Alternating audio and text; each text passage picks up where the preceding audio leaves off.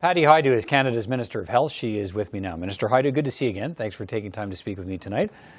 Nice to see you too, Peter. Look, Canada's receiving another 2 million doses of the Pfizer vaccine this week alone. It'll ramp up as we get into the month of June as well. Provinces are stepping up the vaccination schedules, but we have seen this mixed messaging from Health Canada and the immunization experts on the desirability of the AstraZeneca and Johnson & Johnson vaccines. Now we're hearing from some provincial health tables saying they are actively, these discussions are live now about how to administer those 2 vaccines. What kind of conversations have you had with your counterparts in the provinces about whether or not there's the possibility of shelving AstraZeneca and Johnson & Johnson? Well, first of all, let's be clear. Every vaccine that is licensed for use in Canada is safe and effective. Health Canada provides the licensing for use, and NACI provides advice in terms of how best to use the portfolio that we've procured. And we know that some vaccines are better used in certain settings. Other vaccines that have different requirements can be used in yet other settings. And so, of course, provinces and territories are constantly assessing how to best use the vaccines available to them, especially given supply as it comes into Canada and the predictability of that supply. Right. So are you having those conversations now with provinces suggesting, look, we may not want to administer these vaccines at some point? Has it come to that? No, I would say, Peter, that what is very clear is that, again, vaccination is being deployed across the country in a variety of different ways, in a variety of different settings, utilizing every vaccine in our toolbox. What we know is that the advice from NACI has evolved as we've understood better how best to deploy those tools in our toolbox. And furthermore, what we know is that the vaccines are working. They indeed are saving lives and stopping the spread. As we go along, we'll be assessing every step of the way what the future deliveries look like and what the best mix is for Canada. And the provinces and territories, of course, have their own advisory panels that allow them to decide how best to use the vaccines that they're receiving through the federal procurement process. What do you think it says about the vaccine rollout in this country when we're starting to see different jurisdictions, Alberta, Manitoba, the city of Windsor, all approaching the United States for extra vaccine supply? What does that say to you? Well, I'm not sure what it says, Peter. We've received 18 million vaccines into this country to date, over 16 million of those administered. I think, our procurement strategy has been strong. We all know that in the early days in January, a number of the companies had some ramp-up challenges, but after getting over their capacity to scale up their manufacturing processes, the deliveries have been constant, they've been stable, and we've been clear with the provinces and territories every step of the way what they can anticipate. I will just say, look, those conversations are ongoing, I'm sure, in provinces and territories about how to quickly get to their goals. But there is no shortage of supply coming into this country. And I would encourage everybody across the country to stay focused on the main goal at hand, which is to make sure that as many Canadians get vaccinated as quickly as possible, that we do everything in our power to save lives and stop the spread together. So the city of Windsor is trying to get healthcare workers bussed across into Michigan to be able to get extra vaccines out of Detroit. You're saying you don't think they need to do that? There's no rush for them to do that? Listen, I can't speak to why the city of Windsor would be pursuing that. I do know that we have a long and very integrated relationship with the United States, and Windsor in particular has integrated healthcare services. So perhaps there's something, an arrangement for healthcare workers that are working in American locations to get vaccinated quickly in American sites, but I can't speak to their decision making. What I can say is I'm confident in the supply that we're receiving across the country. And again, over 18 million to date, 2 million more this week, 2 million the week after, and so on and so on. And so we anticipate that, we will have every Canadian with their first dose, by mid-July, maybe even earlier if we continue to proceed in the way that we've been going.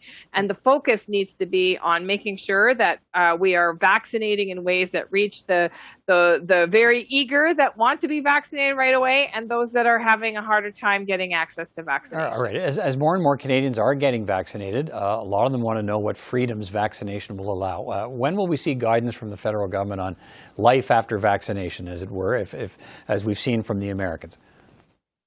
Well, we have been providing advice to Canadians, as you know, Peter. And of course, our vaccination strategy is to get everybody that first dose as quickly as possible so that we can save as many lives as possible and we can really reduce the spread. And it's working, actually. We're starting to see a real precipitous drop in infections, in particular in areas that have been really hard hit that have used vaccination in this way.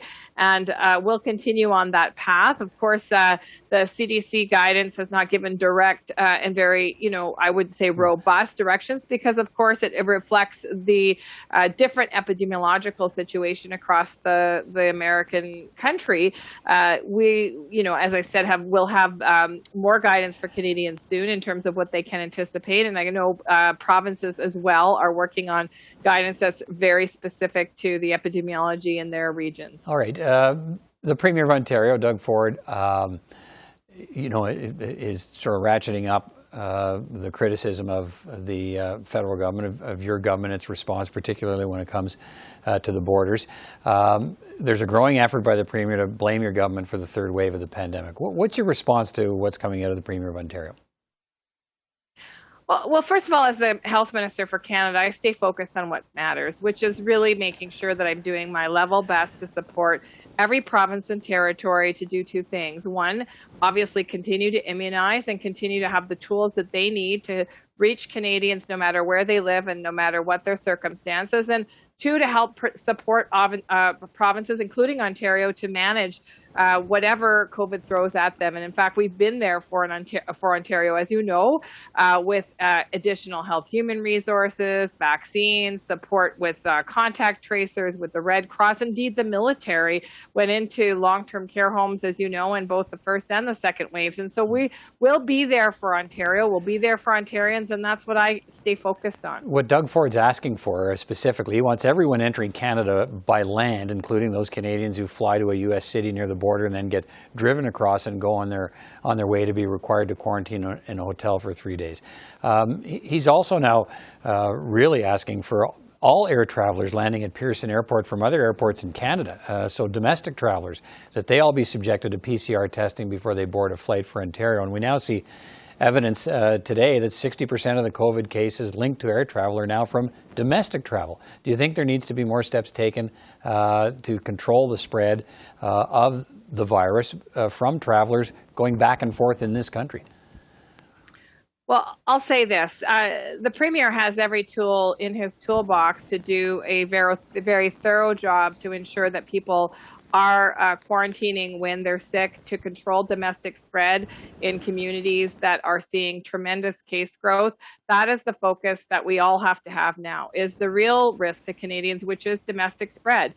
We need to, of course, continue the measures at the border, and we have, as you know, added layers upon layers of measures for international travel.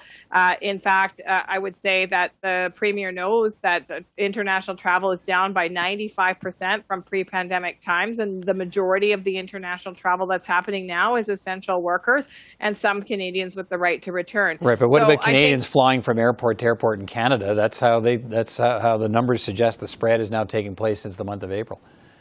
Well, we do see, as you will note, the Atlantic provinces that have had a very thorough measure of quarantine and checking on travelers to make sure that those travelers are, in fact, not infected and not spreading COVID-19. Again, the Premier has many tools at his disposal to ensure that people that are infected with COVID-19 within Ontario don't go on to infect other people, including the millions upon millions of rapid tests that have been shipped directly to Ontario and that are being provided to the essential workplaces through our government. All right, Health Minister Patty Hajdu. Thanks for your perspective tonight, Minister, and your time. Always good to talk to you. Thank you. Thank you very much, Peter.